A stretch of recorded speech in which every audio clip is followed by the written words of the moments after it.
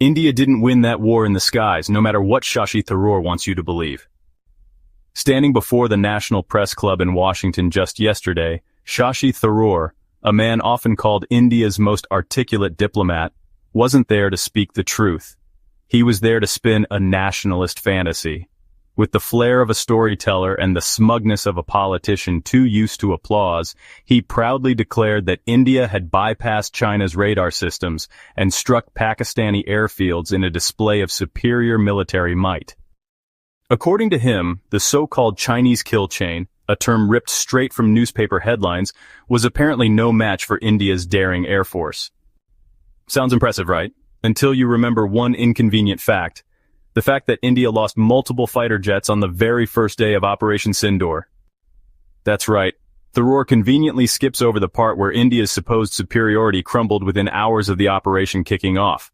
No mention of the downed Su-30 MKI. No acknowledgement of the MiG-29 wreckage picked apart on social media. No affirmation of the lost Rafale fighter jets, which, France was pissed about. No recognition that India's airstrike, which was hyped as a bold message to both Pakistan and China, ended up being a costly, embarrassing mess. But let's rewind for a second. What is Operation Sindoor? In early 2025, India launched a sudden escalation across the line of control, targeting what it claimed were militant launch pads in Pakistan-administered Kashmir. It was part of a larger plan to demonstrate regional dominance, to show Pakistan who's boss, and more importantly, to send a signal to China. It was risky, it was theatrical, and it was a disaster. China's radar systems, especially their integrated network in Tibet and Xinjiang, are no joke. They've been tested, upgraded, and hardened over years. This isn't the 1962 war. Times have changed, and even back then, Chinese forces smashed Indian forces, stormed into the land, and solidified it as part of China, not India, all in 1 month. And yet, here comes Shashi Tharoor, boasting that India bypassed these defenses, as if the PLA was just asleep at the switch. But military analysts, including some inside India, have raised doubts. Multiple open-source investigators noted discrepancies between the Indian government's claims and the actual satellite imagery of the airstrikes. Evidence of impact was minimal. And instead of disrupting China's kill chain, India may have just exposed its own weaknesses. You know what else Tharoor doesn't mention? The fallout. Pakistan responded not just with rhetoric, but with targeted counterstrikes. And let's be real, Pakistan's military doesn't operate in a vacuum. Beijing watches closely, it listens, and it learns. If the Indian Air Force really tried to bypass Chinese radar, then congratulations. India just gave China a free lesson in their airstrike playbook. India's much-hyped indigenous military projects, the Arjun tank and the Tejas fighter jet, are prime examples of overpromised, under-delivered defense programs plagued by incompetence, corruption, delays, and technical flaws. The Arjun tank, after decades in development, turned out to be an overweight, fuel-guzzling behemoth that struggles in desert conditions and is incompatible with the logistics of India's own army. Even the Indian military barely wants it, preferring to import Russian T-90S instead. Because guess where India needs these tanks the most?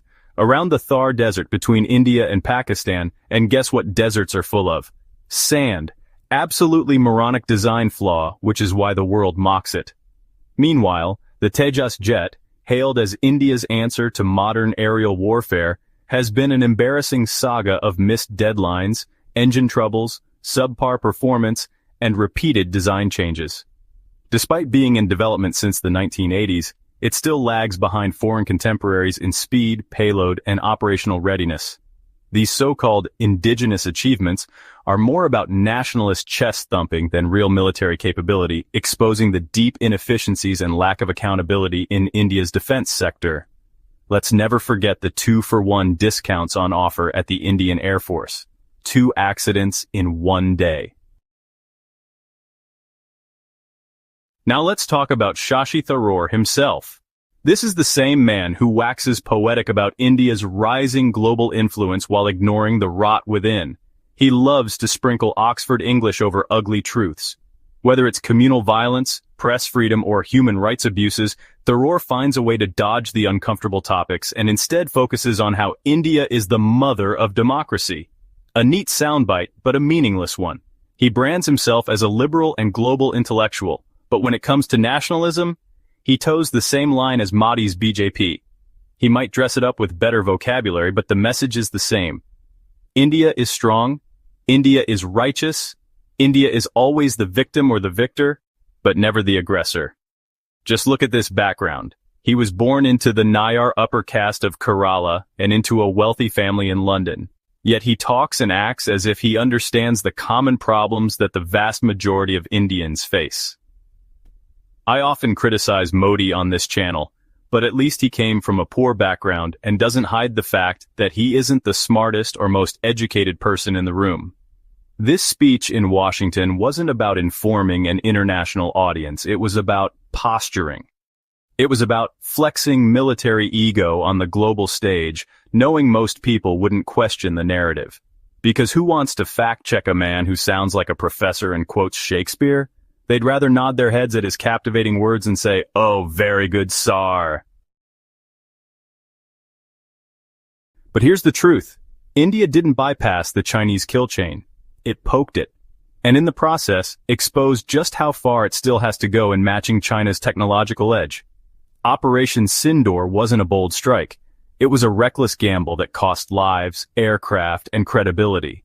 And if Tharoor thinks the world is too dumb or too polite to notice, he's underestimating everyone. And let's not forget the broader strategy at play here.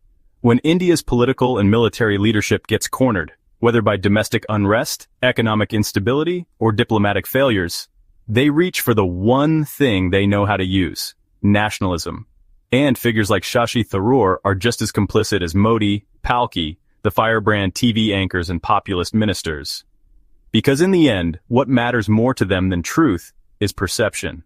And perception, especially in a world distracted by headlines and hashtags, is easy to manipulate, especially when you have an uneducated and barely literate population who gets their news from WhatsApp and Twitter.